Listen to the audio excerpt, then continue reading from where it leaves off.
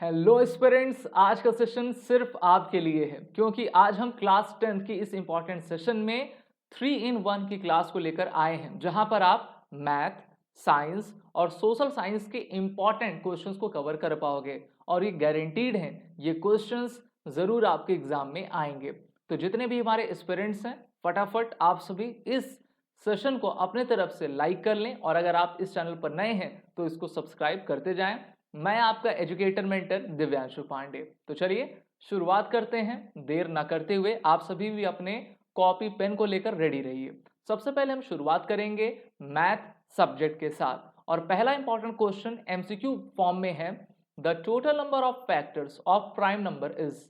अब देखिए, वैसे तो बचपन में आपने पढ़ा होगा प्राइम नंबर, कंपोजिट नंबर ना, क्लास 10th में भी पहला ही चैप्टर आपका रियल नंबर से रिलेटेड रहा करता है। तो अगर हम प्राइम नंबर को देखते हैं तो प्राइम नंबर ऐसे नंबर होते हैं जो नंबर 1 से या फिर इटसेल्फ से डिवाइड होते हैं। लेकिन क्या 1 को हम प्राइम नंबर कंसीडर किया करते हैं? तो आपका आंसर रहेगा बिल्कुल भी नहीं करते हैं।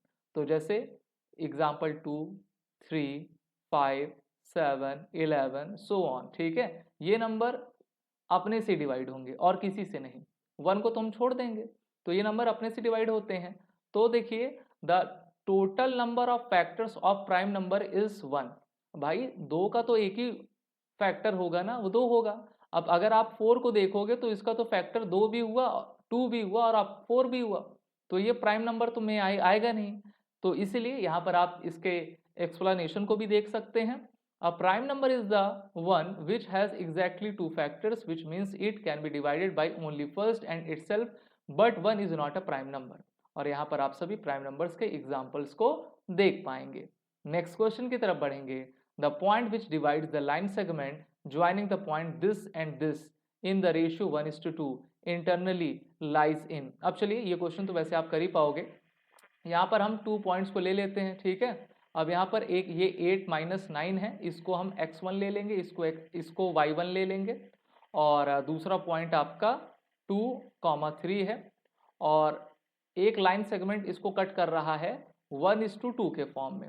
अब यहाँ पर एक बार आप x कोऑर्डिनेट लगाएंगे, एक बार आप y कोऑर्डिनेट लगाएंगे। तो x कोऑर्डिनेट लगाने पर आपको क्या मिलेगा, m1 × x2 plus m2 × x1 upon 1+2, ठीक है। अब इसको आप अपने से करिए, बाकी मैंने कर दिया और वैसे करना ही क्या है, 2 + 16, 16, 18, 18/3 आ गया ना।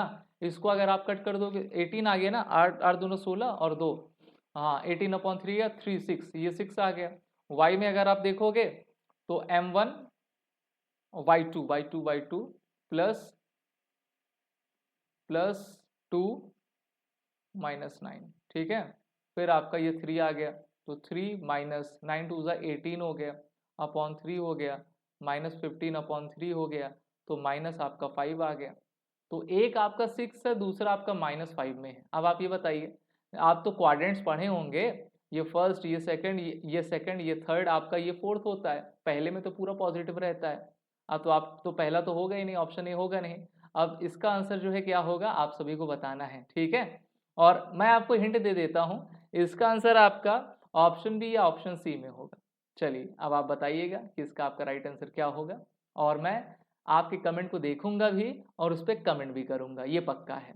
इसी के साथ नेक्स्ट क्वेश्चन की तरफ बढ़ेंगे। नेक्स्ट क्वेश्चन काफी इंपॉर्टेंट है। तो देखिए, tan की वैल्यू दी गई है तो इसकी वैल्यू आपको बताना है। तो ये 4 tan थीटा ये है, तो tan थीटा को आप क्या लिख सकते हो, tan थीटा = 3/4 लिख सकते हो। इसी को आप साइन निकाल सकते हो, ये 3/5 हो जाएगा। कॉस निकाल लोगे, कॉस थीटा निकालोगे, ये आपका 4/5 हो जाएगा। इससे आपका आंसर आ जाएगा। चलिए इसको हम करते हैं, तो 4 × 3/5 माइनस 4/5 अपॉन 4 × 3/5 प्लस 4/5 कर लेते हैं, मल्टीप्लाई करेंगे। 4 3 12/5 माइनस 4/5, इसी तरीके से 12/5 प्लस 4/5।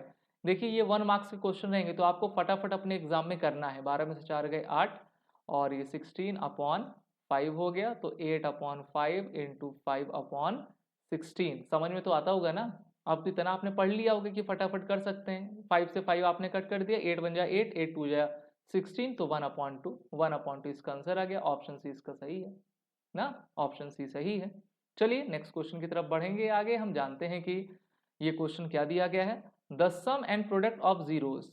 अब यहाँ पर सम भी दे दिया गया है, इसका प्रोडक्ट भी दे दिया गया है, ठीक है। ये -b/a होता है और ये आपका c/a रहा करता है। तो सम इसका आपका 3 दिया है और प्रोडक्ट आपका -10 दिया है। द क्वाड्रेटिक पॉलिनोमियल इज, तो क्वाड्रेटिक पॉलिनोमियल का अगर आप स्टैंडर्ड फॉर्म निकालोगे तो ये सम इंटू एक्स प्लस प्रोडक्ट रहा करता है, रहता है कि नहीं है। अब चलिए इसी में लिख देते हैं, एक्स स्क्वायर माइनस सम इसका कितना है 3x हो गया, और ये -10 है ना, तो यहाँ पर आपका माइनस हो जाएगा, यही आपका आंसर आ गया कि नहीं। Option C is right, option C is right. चलिए नेक्स्ट क्वेश्चन की तरफ आगे बढ़ते हैं और जानते हैं कि नेक्स्ट क्वेश्चन आपसे क्या कह रहा है, क्या पूछ रहा है। तो यहाँ पर ट्राइंगल से रिलेटेड क्वेश्चंस आपके पूछे गए हैं, इसको हम देखेंगे। एसर्शन है कि ट्राइंगल ABC में AB, BC, CAC की वैल्यू दी गई है, then ABC is a right angle triangle. अच्छा, राइट एंगल ट्राइंगल को अगर आप देखते हो ना, तो ये हम AC ले लेते हैं, ये A ले लेते हैं, ये C लेते हैं, ये AB ले लेते हैं, तो AC square equal to AB square plus BC square हम लेंगे। अब अगर इन दोनों की वैल्यू AC स्क्वायर के बराबर आ गई तब तो सही है। अब AB की जगह क्या है, 24 का स्क्वायर है, और इसका क्या है आपका 10 का स्क्वायर है, ठीक है। तो दोनों को अगर आप करोगे ये तो 100 हो जाएगा, ये 576 हो जाएगा, तो 676 हो गया, ठीक है। अब AC स्क्वायर भी हम देख लेते हैं, AC स्क्वायर ये क्या है 26 है, हाँ 26 आपका 676 होता है, तो इसलिए ये पाइथागोरस थ्योरम को प्रूव करता है और असर्शन आपका सही है। रीजन क्या है, if in a two triangles their corresponding angles are equal then the triangles are similar, ये भी सही है। लेकिन जो रीजन है वो एक्सप्लेन नहीं करता असर्शन को, असर्शन में तो पाइथागोरस आपका लगा है तभी वो राइट एंगल ट्राइंगल आया है, तो इसलिए आप क्या कहोगे, option B is right. Both assertion reason are correct but R is not the correct explanation of assertion A। Next question की तरफ पढ़ेंगे, तो अब हम साइंस के चैप्टर पर आ गए हैं और यहाँ पर read the following statement, stainless steel does not rust, ठीक है। चलिए मान लेते हैं, अब ये सही है कि नहीं सही है। अब देखिए ये भी क्वेश्चन assertion रीजन पर है। Iron nickel chromium form an alloy, does statement Q present a valid explanation for statement P, justify your answer.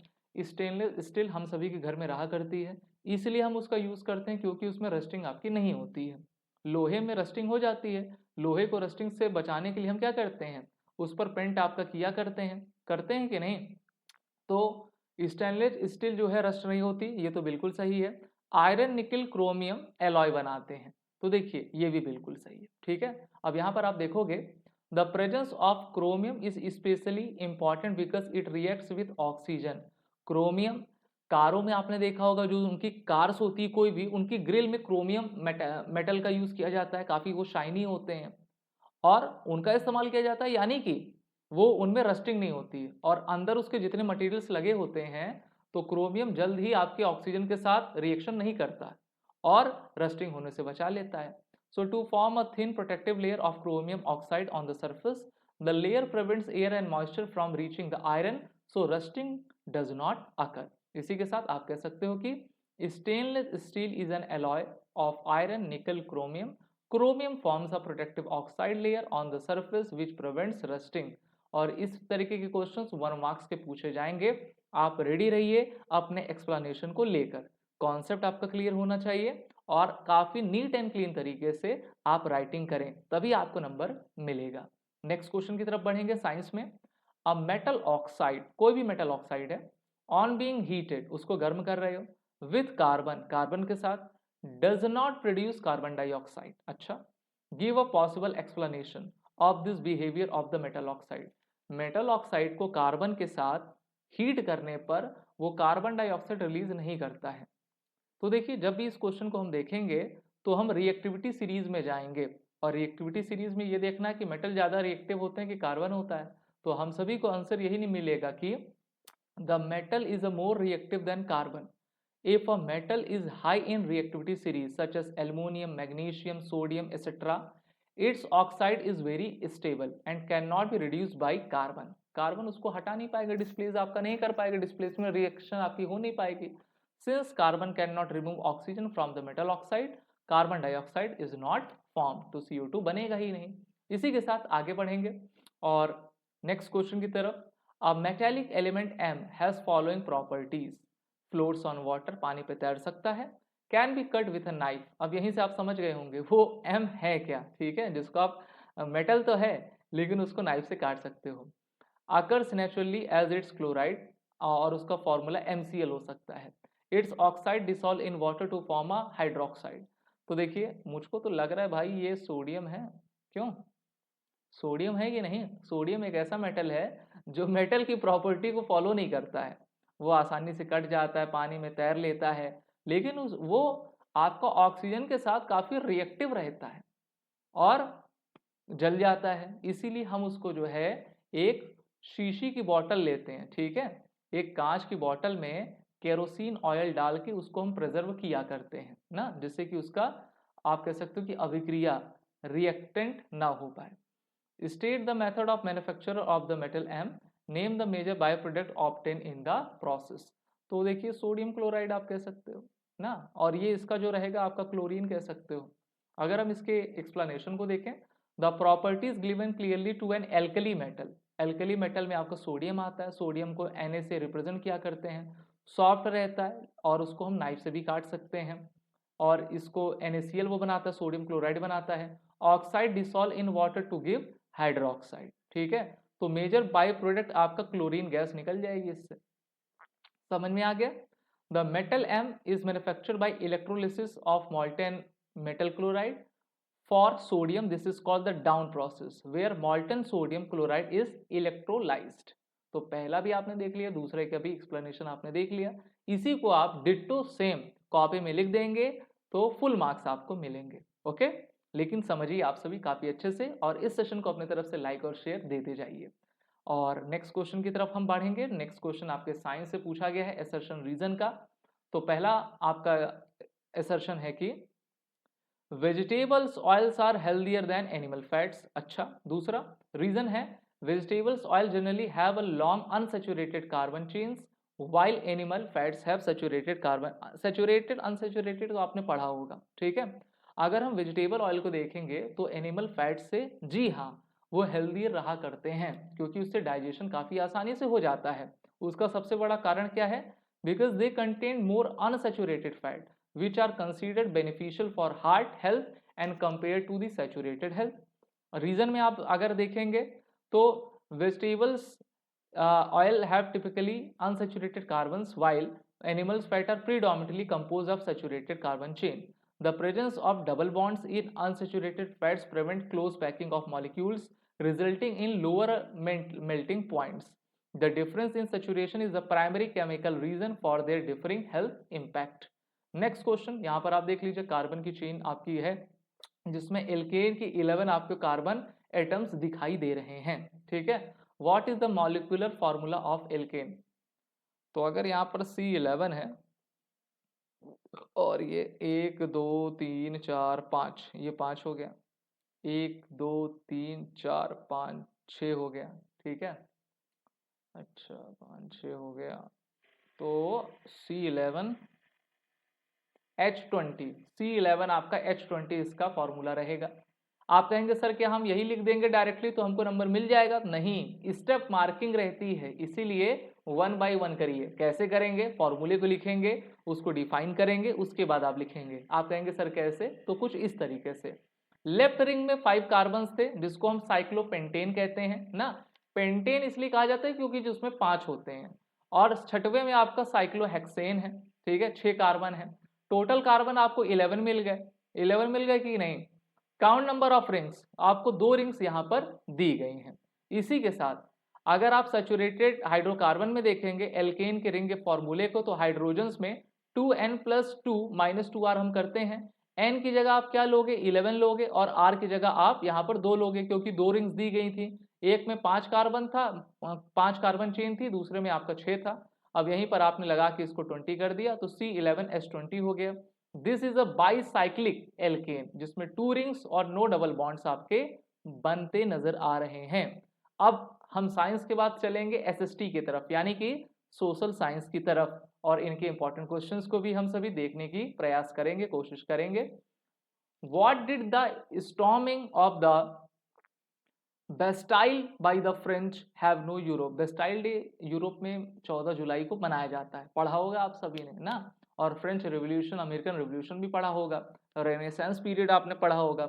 Option 4 दिए गए हैं। पहला, people across Europe got inspired to fight against the rule of monarch, made monarch from different pacts of Europe abdicate from throne, inspired nations across Europe to colonize their countries of the world.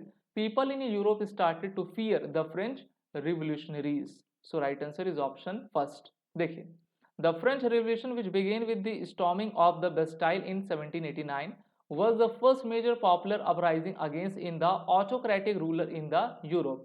Europe वाले सब जगह गंद मचाए हुए थे ना, भारत से लेके पूरा अमेरिका तक। This event demonstrated that ordinary people could challenge and potentially overthrow the monarchical ना, लोगों को लगा कि हम भी चैलेंज कर सकते हैं ना, मोनार्क को हटा सकते हैं, अपनी सत्ता वहां पर ले आ सकते हैं। तो एक क्रांति आपकी होती है 1789 में। The ideals of liberty, equality, fraternity spread across the continent, inspiring similar revolutionary nationalist movements in other countries. The storming of the Bastille became a powerful symbol of the people's power to fight against oppression. Next question की तरफ चलेंगे। Assertion reason का आपका question है। Assertion कह रहा है कि Napoleon's French army brought democracy and accountability in governance across Europe by 1804। Reason, Napoleon simplified administrative divisions, abolished the feudal system and freed peasant from serfdom and manorial dues। तो French revolution, Napoleon से काफी questions आपके आएंगे, ठीक है। Europe के renaissance, industrialisation से आएंगे। इस क्वेश्चन का राइट आंसर ऑप्शन सेकंड है, जहां पर ए आपका गलत है लेकिन आर आपका सही है। पहला क्यों गलत है, असर्शन क्यों गलत है? Napoleon did not bring democracy and accountability in governance. अरे यार, वो तो खुद ऑटोक्रेट था ना, वो तो खुद आप कह सकते हो कि हिटलर टाइप का था, तो वो कहां से डेमोक्रेसी लाएगा? यहीं से स्टेटमेंट गलत हो जाता है। Europe while had introduced the unified civil code, Napoleon code, in 1804 that incorporated some revolutionary principles like equality before the law, the right to property. He has also centralized power, established a consulate with himself, liberty, consulate himself as the first consul and later emperor, and curtail political liberties such as the freedom of speech and press। इसको curtail कर रहा है, और यही तो freedom of speech और press democracy के main 2 pillars आपके रहा करते हैं, तो इसीलिए असर्शन को हम गलत कह रहे हैं। रीजन आपका क्यों सही है? Napoleon implemented the significant administrative reform in the territories he controlled. He simplified administrative division, abolished the feudal system and freed peasant। तो वो सेंट्रलाइज सब कर रहा था, अपने पास शक्ति ला रहा था, डाइवर्सिफिकेशन नहीं कर रहा था ना, और एडमिनिस्ट्रेटिव सुधार ला रहा था। From serfdom and manorial dues which rationalise the administration and improve efficiency. Next question की तरफ चलेंगे। तो यूरोप का आप सभी नक्शा देख सकते हैं, और यूरोप का आप देख पा रहे हो कि कहाँ तक जियोग्राफिकल बाउंड्री उसकी जा रही थी। और आपको बता दो कि यूरोप कोई अलग से कॉन्टिनेंट नहीं है ना, वो पूरे एशियाई कॉन्टिनेंट में आता है। तो इन्होंने अपना एक लाइन खींच दी है कि भैया ये हम हैं, ठीक है, ये हम हैं। अगर आप वर्ल्ड को देखोगे, अर्थ को देखोगे, तो 7 पार्ट्स में डिवाइड है ना, तो यूरोप तो एशिया से ही आपका जुड़ा हुआ है। कभी आप देखिएगा और फिर बताइएगा कि हाँ सर आप सही कह रहे हैं कि गलत कह रहे हैं, एक बार सोचिएगा उसके बारे में। तो चलिए, which of these falls is based on the above map? Industrialisation first started in England, nations from eastern Europe were industrialized by the late 19th century, all European nations reaped the benefits of industrialization at the same time, most factories were set up in the western Europe during the initial phase of industrialization। जब औद्योगिकीकरण हो रहा था, जब machines आ रही थी, ठीक है, जब यूरोप में आपके इनोवेशंस हो रहे थे, तो उसी से रिलेटेड ये क्वेश्चंस आपका पूछा गया है, ठीक है।